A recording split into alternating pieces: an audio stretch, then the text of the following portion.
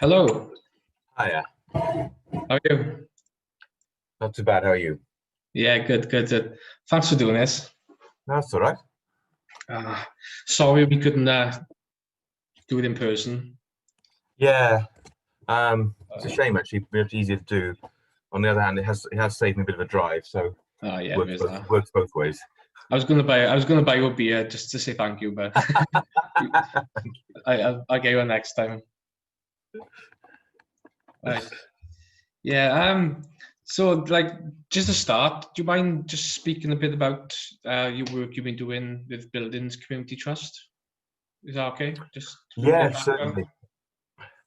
Um, well, Building Communities Trust has been work in operation for about 4 years now. The main part of the work we do is the Invest Local programme, and that's supporting 13 communities across Wales, 10 in the south and 3 in the north. And the idea is to give each community the security of having long-term flexible funding that local people can use as they see fit to improve their communities. So each area has £1 million. They've got roughly 10 years to spend it, and pretty much whatever's legal, it goes really. Each area is asked to do some sort of consultation, so there's a sense of what community priorities are. There's a local steering group set up, and they run the program. We give them support, but the priorities are set completely by local people. We don't have a view on whether it should be health or environment or jobs or training or whatever. That's entirely up to local people. And So it's that's so it's the people there that identify the needs of where that money absolutely, goes. It's yeah. not like an outside. No, and they don't have to meet any criteria either. There's no targets. There's no indicators. Um, there's no particular focus they have to meet. It's completely open. Um, as long as there's some degree of local consultation behind it, then people can do whatever they feel is best for their community. Um, So how did you identify these certain communities? Did you look at all different places and narrow it down? right. Um, the whole idea of the Invest Local program came from the lottery originally, because they felt that they weren't getting money into many of the poorer communities in Wales. And also they felt that the way they were working with lots of 3-year projects wasn't particularly effective. So they wanted to have a longer term approach, and one which got money to places which didn't get money a lot of the time.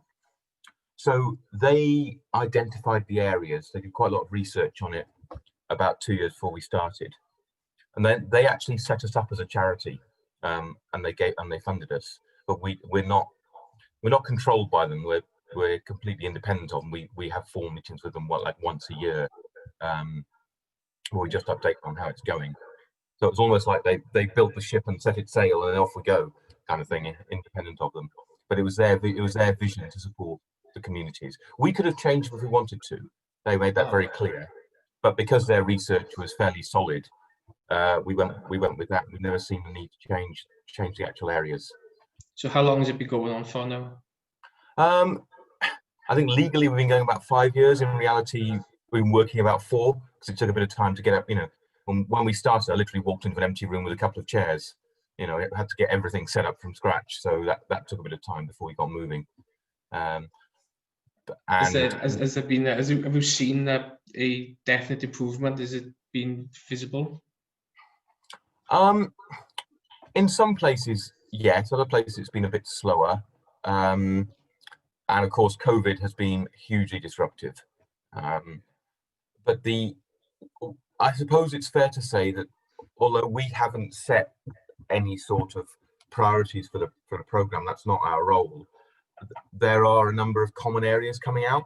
So lots of people want to make sure they have community facilities in their area where they can do local activities, where they can base smaller organisations out of and provide support. Things like Dove Workshop, um, are the kind of thing that many other communities would like to have. Some communities have got something a bit like that already, and they're trying to adapt it and strengthen it. Other places have got nothing at all, and so in some ways their ambition is to have something that they control and run locally. And there's also a lot of I suppose, keen as to make sure that there are sufficient activities and opportunities for young people in all the areas. Sometimes that means stuff that can be put on locally, and sometimes it means making sure young people have the access to things that might be going on, you know, a mile or two outside the boundary of the community, but it's still where people would naturally go to. And then the other issue that's come up as a major concern has been issues around isolation and vulnerability of older people. So there's been quite a lot of informal support put in place where people can just come together and socialize and get access to different forms of information, social support, and ultimately links into things like social services when people's health gets to that stage. But a lot of it's been just making sure people can build friendship networks. Yeah. Well, you said about COVID, it's completely changed that now because people can't congregate. So have you seen the work changing dramatically over this 5 months? Yeah, definitely. And I know that's in line with a lot of other community organisations as well, because we have a lot of links with community groups outside our own programme. I mean, obviously, the two things have really hit. One is people suddenly losing work, having to wait a long time for benefits. If you may be staying in work, but your income dropping substantially. So there's been a huge focus on providing things like emergency food support in lots of different ways, and that's happened. These problems, these problems were there originally. I think with this COVID now, it's just exponentially just increased all the same problems. Yes, I think that's right. I think the fundamental problems haven't become new, aren't new, but they are much bigger, and they hit very hard very suddenly, and therefore people suddenly were in a position where they needed support. And it's been really obvious actually in the areas where you've got local organizations who've got both the local knowledge and really kind of basic physical facilities. You know, do you have a kitchen where you can provide cook food from? Do you have vans where you can go around delivering to people who are self-isolating? That's made a big difference, and you know who the people are who are likely to be vulnerable. And then there's the other side of things, which has been about the social isolation side. How do we make sure that people just aren't really suffering major mental health problems? So that's been another side of work. I mean, some of the work with young people has been quite interesting and innovative. People stuck at home and kind of probably going up the wall and driving their families up the wall and themselves up the wall. And how do you provide support for that and for those people? And then there's also old people who are really sometimes quite scared to go out, sometimes getting medical advice they shouldn't, or really finding that all the stuff they used to use is just not accessible anymore. For younger people, there has been the slight consolation that most of them are reasonably tech savvy, that they know how to get online. They often probably would have spent a lot of time talking to their friends online anyway. So that at least has continued. But for some older people, it's a complete shock because they've never used that as a way of communicating with friends and family. The phone has been the be all and end all, plus a lot of face-to-face stuff. Yeah, I think that one of the good things that have come out of this is that people are people who wouldn't necessarily have been clued on technology-wise are starting to transition into that, and you are seeing that. So I think community organisations like Dove, we here try and help people to get into technology as much as possible. Do you think it's important for people to do that, to really push technology as much as possible? Absolutely. But I agree with you to a degree. I think we also remember there's some people who have struggled with that though. It might be confidence. There's some health conditions which make it quite difficult. My own father had Parkinson's. That was really difficult for him to use laptops and things for that. And also, it's money as well. You know, some of the kit is quite expensive. Well, you said you highlighted in your COVID response paper that there's massive inequalities when it comes to education. And that now with schools going back, I think, do you think there's anything's been done on that point? Anything to combat that inequality? If I'm honest, I don't think systematically. I think some schools have risen to the challenge really well, others much less so, recognizing which pupils need help, and grappling with the real challenge from an educational point of view. If you've got some kids who are really well connected IT-wise, they could crack on and do some work, but others could get left behind because they're not connected in IT, or they're living in households where there's hardly any space for them to work, quietly, because they've got 2 or 3 other younger siblings running around making a noise, and it's really hard for them to get the space to do it. But I'm not sure that the government has got their head around a systematic approach to supporting young people who are facing those kind of problems working from home. And I think that's why it's really important that we do have schools going back and staying back. And I think the decision to make them the priority is the right thing to do, to be honest. Yeah, well, I think going forward now we're going to see this periodic lockdowns happening. It's going to be locked down and come back out and going back in.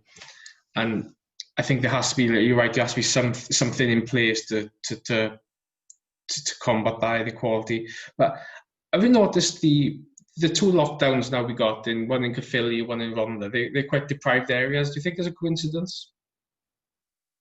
Well, all the lockdowns so far, including elsewhere in the UK, have been in relatively deprived areas. It's difficult to tell, because certainly for what we know of the causes of those lockdowns, they're really quite specific things. Groups of people who've come from certain areas holding a party here, or a rugby club meet here, there. They could happen anywhere, to be honest. So I think it is noticeable at the moment. I mean, they're quite densely populated areas as well, certainly down the southern end of both counties. I would say let's see if there are 4 or 5 other more localized ones and see what happens before we can definitely see a trend. Because we saw the trend before of where the highest areas of outbreak were in really densely populated areas, say close where I live in Riverside in Cardiff, and actually slightly less so in many parts of the valleys. But density of population was definitely a factor there, which is obviously often associated with people on lower incomes, living in more packed housing. I would say it's not so clear at the moment, because the numbers of people involved are still quite low. I mean, RCT is still talking about less than 100, I think, 100 cases. So what's it like in Cardiff then? Is there much social distancing going on? Because up here, we're isolated, but we're out of the way enough that we don't really realise what's going on. I can tell you, there's not much social distancing going on around you in the centre. If you go to the parks, to the rugby clubs or the pubs, there's not much going on at all. Is it noticeable in Cardiff, where you live? If you were to compare it with where it was before lockdown, I'd say there was still, there are more people doing distancing, and I think things like masks in shops are being followed broadly. But it's not distancing like it was in April, say. People are getting a bit, I won't say fed up, but they're getting a bit lazy with the rules now, do you think? Yeah. A bit, I suppose, a bit relaxed about them. The worst that could have happened didn't happen, if you like, to me or you, and that's how you see it. And it's still around, but you also know the numbers of cases in the community are relatively low. And I think there's also, certainly in Cardiff, a feeling that the biggest problems were really packed city centre bars, and anything outside that, it's safe, which may or may not be true. But I think people take that attitude. Well, we hosted a rave a couple of weeks back. It was fine. The cases haven't increased as far as I can see.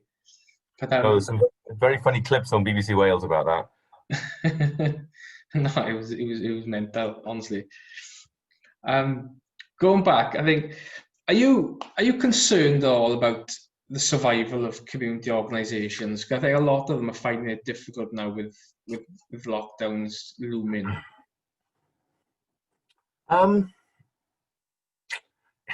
Yes, and Yes and no. I mean, we work directly with probably about 40 to 50 organisations, and at the moment, I would say all of them are okay in terms of financial sustainability. And we obviously work on a broader level with many, many more. And I think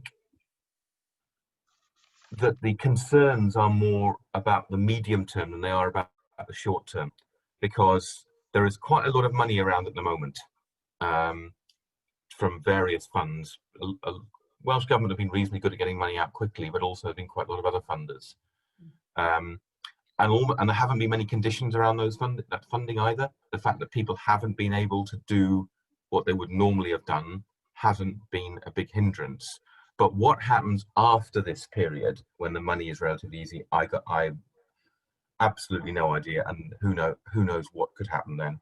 I think the only longer term consolation is that there is a much greater awareness of the importance of community organisations, and we have been doing quite a lot of lobbying with, the help of people like your colleagues Leslie and many others in similar positions about the importance of community organisations. And I think for the first time for a long time, we're getting a hearing from government.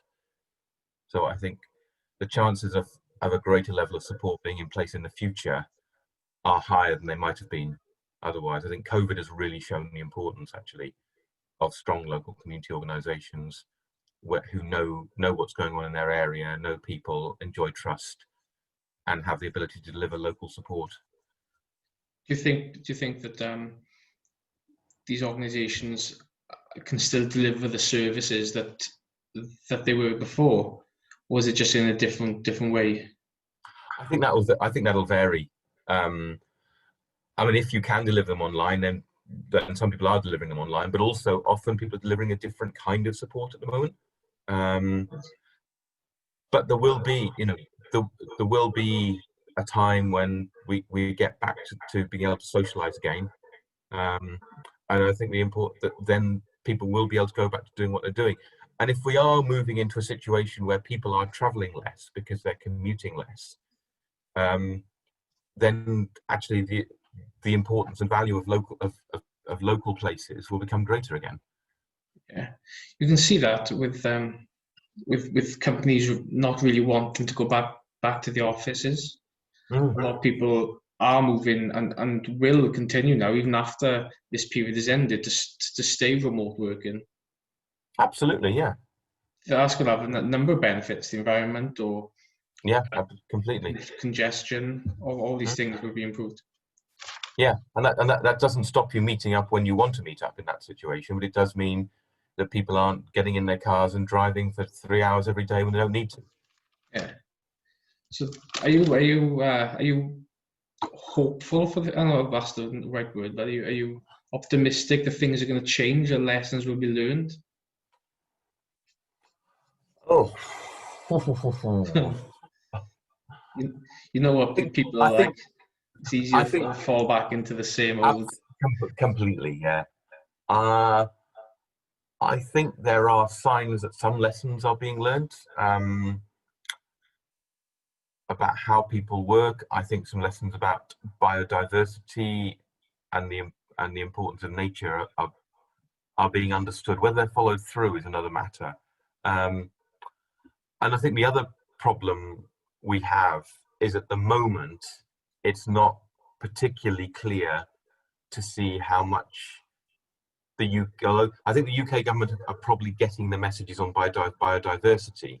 I'm not sure they are on climate and how people need to work in the future.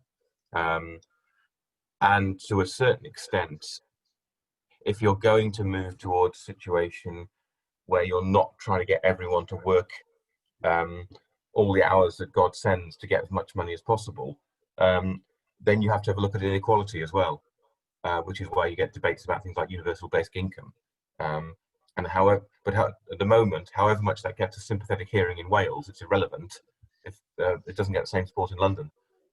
Yeah, that universal basic income is an interesting one. Where do you sit on it? Do you think it will happen? Do you think it has to happen? Is it inevitable? No, very few things are inevitable. I don't think that's one of them. I think there could be major benefits from it, but I think it's a long uphill struggle to get there. I think there are I think there are a lot of blocks to it at the moment. Right. It's interesting. I think with the way technology is advancing and automation, like I said, I wouldn't say it's inevitable, but I think there's a strong possibility that's the way that it will go, because jobs will be taken on a massive scale, more than we've ever seen.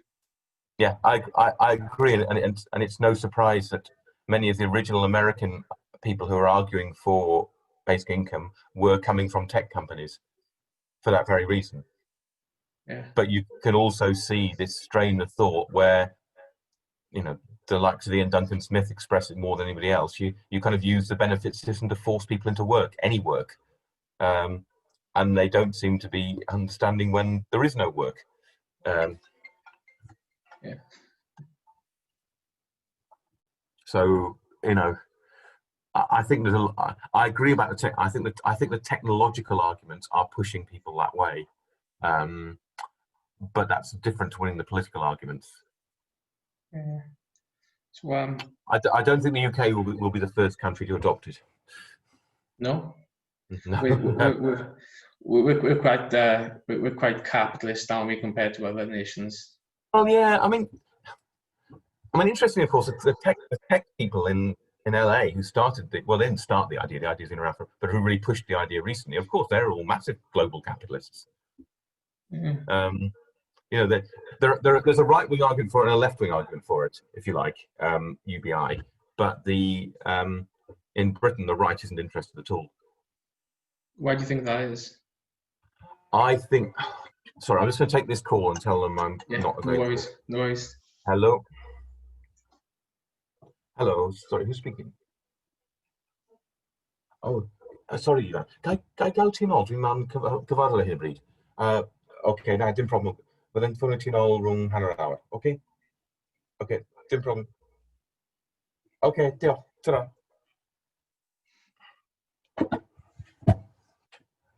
Right, yes. Siarad Cymraeg? I do. No, I was just saying, yeah, I mean, the right in Britain is very much gauged on the idea that people need to be forced into working. You know, that's been part of the mentality for quite a long time.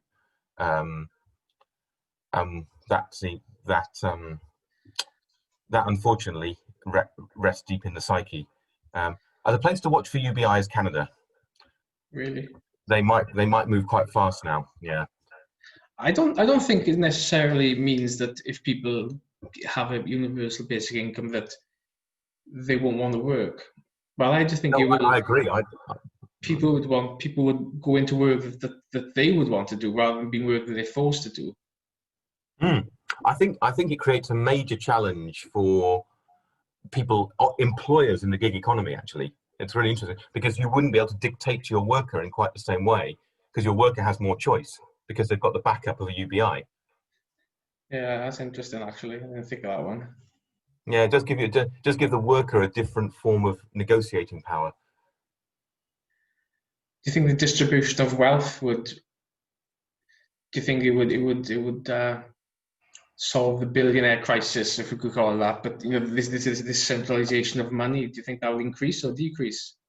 Because people can do what they want, work what they want. I don't think in itself it makes a difference. But what I do think is that UBI comes as part of a different way of thinking. And that different way of thinking is likely to push you towards things like wealth taxes. And some people would argue you need wealth taxes to fund UBI anyway. Yeah. But if we had it now, then it would solve a lot of problems that people were having. Of course it would, because it would give people that basic level of income floor. Yeah, that's that security. they don't have at the moment. Yeah, that's security, absolutely. Which is why the pilot tests, one of the things they always say is it reduces anxiety and it improves mental health. Because people aren't desperately worried about where the next paycheck's coming from. Yeah. Is that one of the things that you see most commonly in your work? Is that the things that people are mostly worried about? Yeah, quite a lot.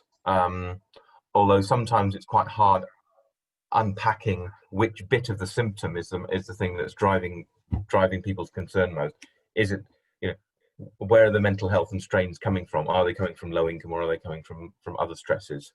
And is, in a sense, is low income the cause or the result of some of the problems as well? Because they often layer up on top of each other. Yeah. So what would your it's a big question, but what would your vision be for if I made you president of the world tomorrow? What would your society be like? What would society be like?